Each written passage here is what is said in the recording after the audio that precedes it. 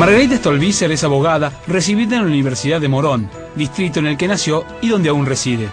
Su militancia política comenzó en la Juventud Radical y dio sus primeros pasos en la función pública en el 83, desempeñándose como directora de Acción Social y Minoridad del municipio, y 2 años después como concejal de Morón por la UCR. Formó parte de la corriente de opinión nacional y en 1997 resultó electa para ocupar el cargo de diputada nacional por la Unión Cívica Radical, periodo en el que fue vicepresidenta del bloque. En las elecciones de 2003 se presentó como candidata a gobernadora de la provincia de Buenos Aires por la UCR, alcanzando el 4º lugar. Formó parte de un grupo de dirigentes radicales anti-kirchneristas que decidió acompañar la candidatura presidencial de Elisa Carrió, motivo por el cual se alejó del radicalismo para integrar un partido político denominado Generación para un Encuentro Nacional. En el 2007, el GEN, integrado por la coalición cívica, llevó a Stolbizer como candidata a la gobernación bonaerense junto a Jaime Linares, pero la fórmula obtuvo el 2º puesto, posicionándose debajo de Scioli Ballestrini. 2 años después, en el marco del acuerdo cívico y social, fue electa diputada nacional. En los comicios del año pasado, y como parte del Frente Amplio Progresista, se postuló por 3ª vez para alcanzar el Ejecutivo bonaerense, acompañando la candidatura presidencial de Hermes Wiener.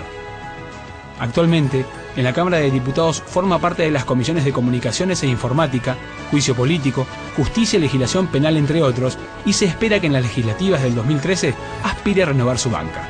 Hoy nos visita Margarita Stolbizer. Bueno, estamos acá con Margarita Stolbizer, como les anunciaba en la apertura, diputada nacional del GEN, integrada al Frente Amplio Progresista, y en unas semanas, en unos días más que particulares por esta tensión que existe evidentemente entre la provincia de Buenos Aires y la Nación a raíz de los recursos económicos, financieros, el manejo de la provincia de Buenos Aires. La Nación dice que la provincia está mal gestionada, la provincia dice que no ha recibido los recursos que preveía que iba a recibir de la Nación, y hay una situación de hecho de desdoblamiento del pago del aguinaldo, protestas sociales y una situación política compleja. ¿Cómo analizás vos esta situación, teniendo en cuenta que sos una dirigente que varias veces fuiste candidata a gobernadora y que conoce la provincia de Buenos Aires, conocer en el más cabal de los sentidos, digamos, conocer recorriendo y conocer los números de la provincia? En realidad todas estas son verdades relativas, en realidad. Primero que nada, nosotros estamos frente a una gestión de gobierno provincial mala. A veces a mí me cuesta cuando me preguntan, bueno, ¿y qué cosas rescatan? Y uno haciendo un análisis profundo de la realidad provincial, la verdad es que es una mala gestión. Cuando uno analiza las cuestiones en términos de resultados concretos y objetivos de la educación de la provincia de Buenos Aires, en una educación que estaba primera o segunda en términos de las pruebas entre todas las provincias del país, y hoy está 8ª o 10ª, el nivel de repitencia y de abandono escolar que tiene es altísimo. Cuando uno analiza el área de la salud, la situación de los hospitales públicos que dependen de la provincia de Buenos Aires, en lo que hace el personal trabajando o a la calidad de servicios que prestan, es muy deficitaria. Las áreas vinculadas con la justicia, con la seguridad, con el área penitenciaria, son realmente malas. Ni que hablar cuando uno recorre la provincia y se encuentra con que ni siquiera la infraestructura de caminos está acompañando un proceso económico y productivo de la provincia durante todos estos años, que sí ha sido sobresaliente, que tiene que ver sobre todo con nuestra capacidad productiva.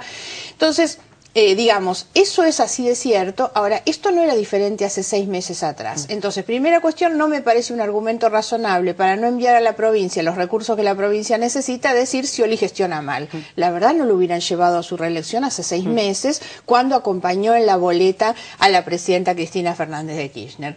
Cuando la provincia de Buenos Aires plantea una queja frente al gobierno nacional, tiene razón en su queja en realidad, pero no nos puede contar el gobernador ahora que se entera de los problemas estructurales en términos económico-financieros de la provincia hoy a esta altura. La verdad son cosas que nosotros decimos desde hace 20 años atrás.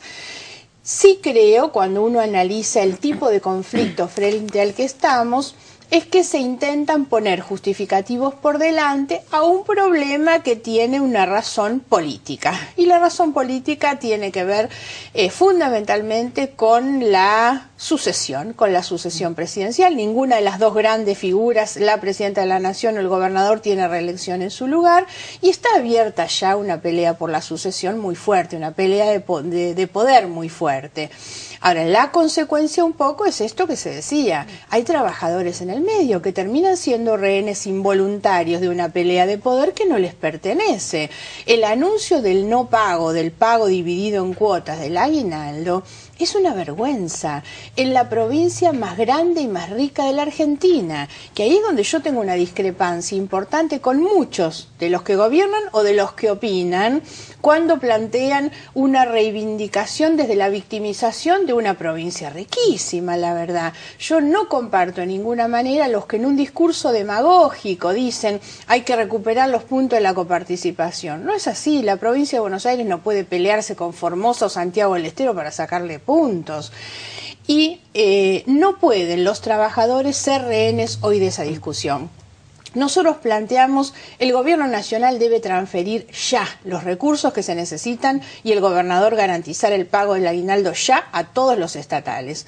Y después la nación y la provincia negociarán como compensa. No le pueden decir al trabajador, te vamos a pagar el aguinaldo en 4 cuotas. No, devuelva a la provincia en 4 cuotas a la nación. Pero los trabajadores no pueden ser el punto del ajuste que se está haciendo hoy en la provincia. Ahora, varias cuestiones. Por un lado, digamos, vos crees que la salida a esta emergencia, digamos, a esta emergencia planteada en los términos del no pago como se debe del aguinaldo a todos los trabajadores, implicaría que la Nación haga un auxilio extra a la provincia como había pedido Scioli. Aunque después se lo descuente. Aunque después se lo descuente. Ahora, a priori, ¿no es demasiada plata la que falta a tan poco tiempo de haberse aprobado el presupuesto de la provincia de Buenos Aires? Teniendo en cuenta que pasaron 6 meses del 2012. Es que el problema que existió, pero que convalidaron todos, absolutamente todos, el gobernador que confeccionó el presupuesto y los legisladores que lo votaron,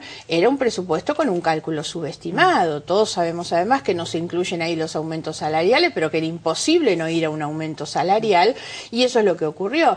El desfasaje no es tan grande en términos del volumen de recursos que maneja la provincia de Buenos Aires. Estamos hablando hoy que faltan 1.500 millones de pesos. La Nación sacó hace una semana atrás 2.200 millones de dólares del Banco Central y dejó un papelito a cambio.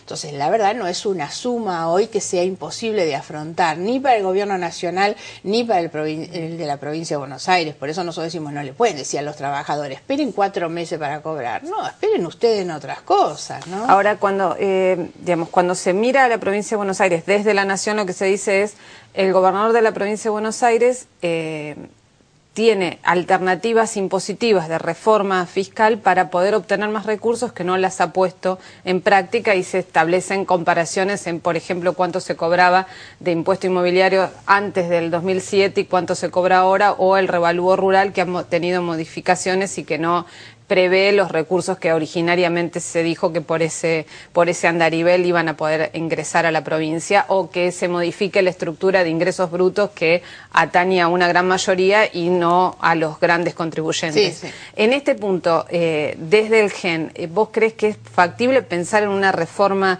impositiva en la provincia de Buenos Aires que sea más equitativa en cuanto a la distribución y a quiénes deben pagar y quiénes no?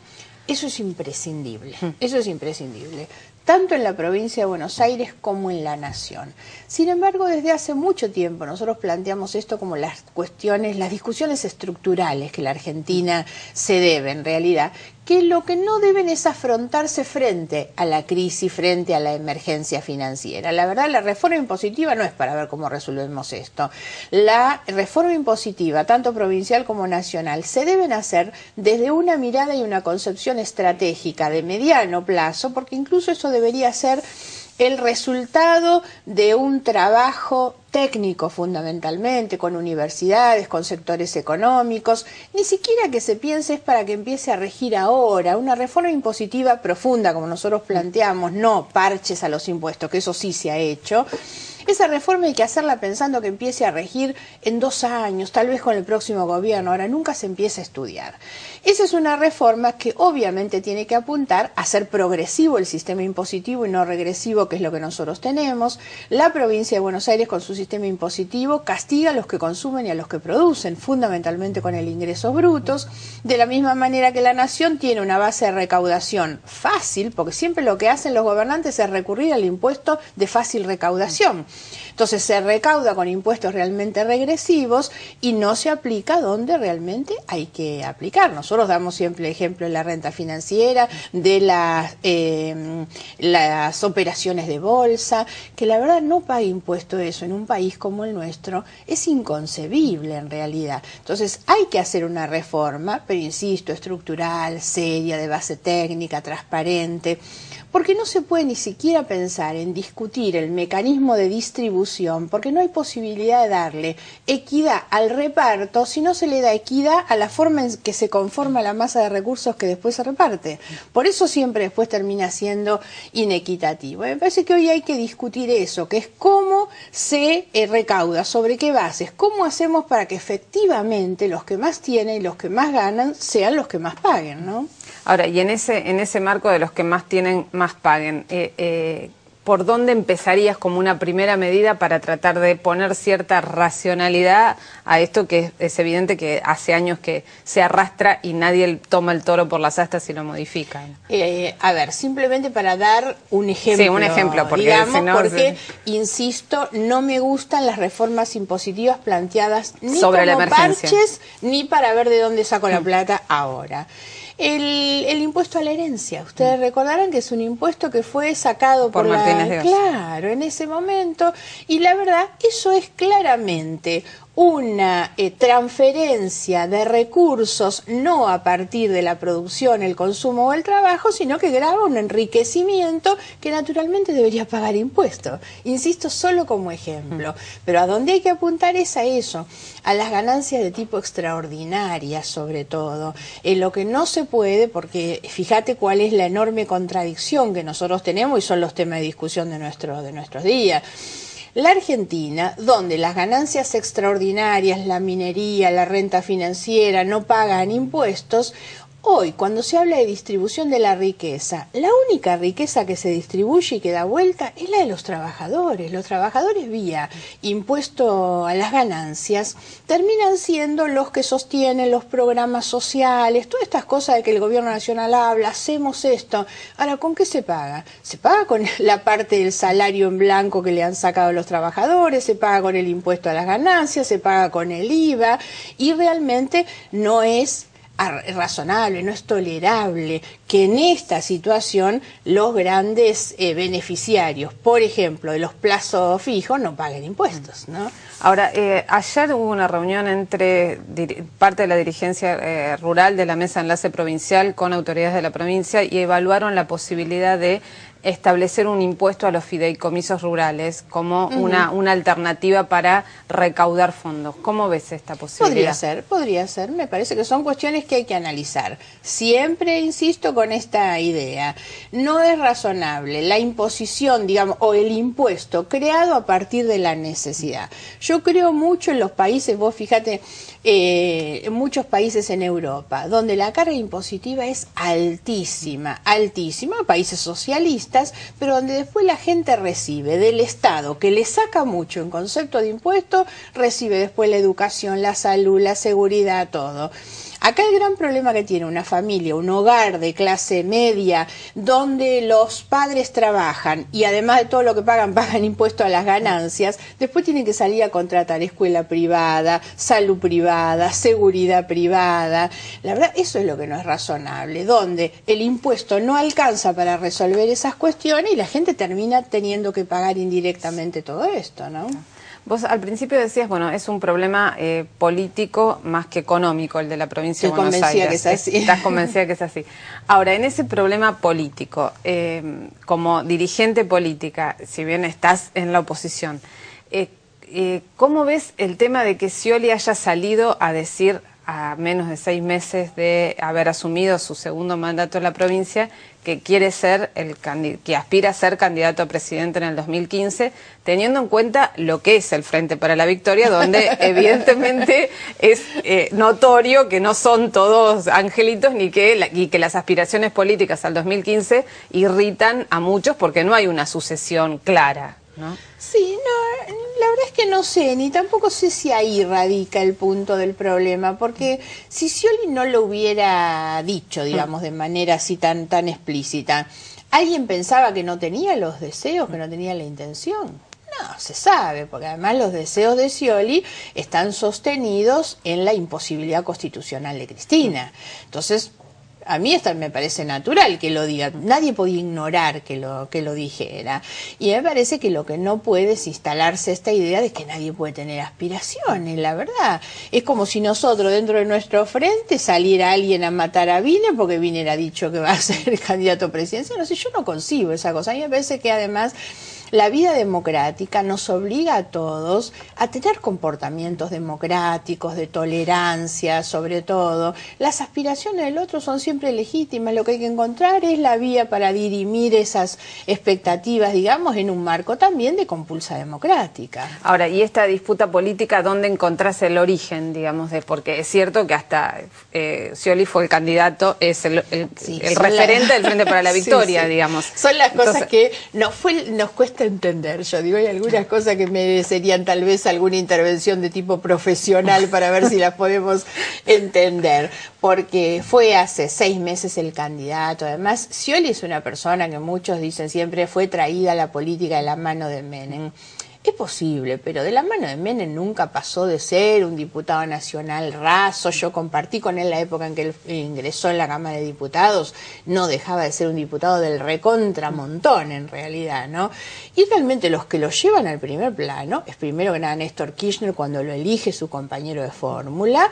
Después no nos olvidemos que Scioli se preparaba para gobernar la ciudad de Buenos Aires y Néstor lo trae a la provincia de Buenos Aires con la idea de que él mismo iba a controlar la provincia teniéndolo a Scioli acá, y de hecho yo no descarto que muchas de esas cosas ocurrieron. Lo lleva como candidato testimonial también en la elección anterior, Cristina ahora lo vuelve a llevar. Entonces son cosas como bastante inexplicables. ¿Qué es lo que ocurre en este punto? Que no aguantan que Scioli diga que tiene aspiración, cuando encima, pues la verdad nadie le puede decir a Scioli que ni en lo discursivo ni en sus acciones pone jamás en riesgo, no solo en riesgo, no enfrenta jamás el poder de la presidenta. Si eso es lo que le reprochan todos los demás. No puede nadie decir que porque el hombre salió y dijo que tenía aspiración, eso pone en riesgo.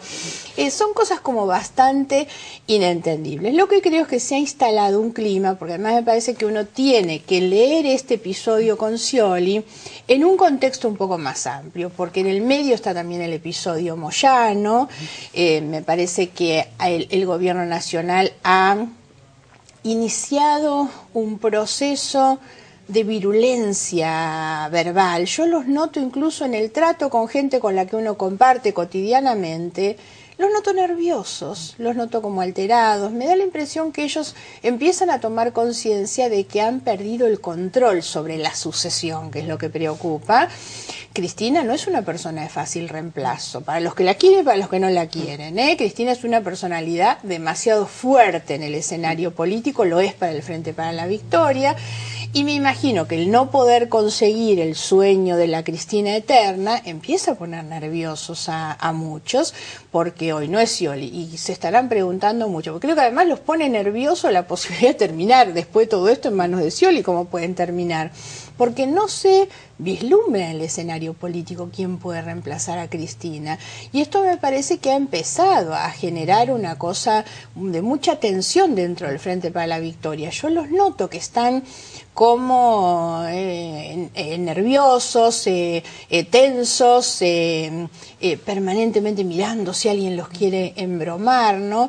Y esto no es bueno. Hay en el discurso de la presidenta, me parece que ha elevado muchísimo sus decibeles en estos últimos tiempos, y creo que no es bueno tampoco. Cuando uno la escucha. Y la verdad me parece que no está bien que ella esté elevando el tono en este punto. Ella ha asumido un papel que no es bueno que ella esté peleándose hoy con todo el mundo, ¿no? Ahora, cuando ves este escenario, digamos, ¿cómo ves a la oposición en este escenario? Porque lo que es llamativo es decir, bueno, es evidente, el Frente para la Victoria tiene un problema de sucesión. Sí. Ahora, desde la oposición lo que no se ve es una alternativa de disputa de ese poder, digamos, de que tenga posibilidades realmente en este momento de, bueno, ser la alternativa inmediata de poder.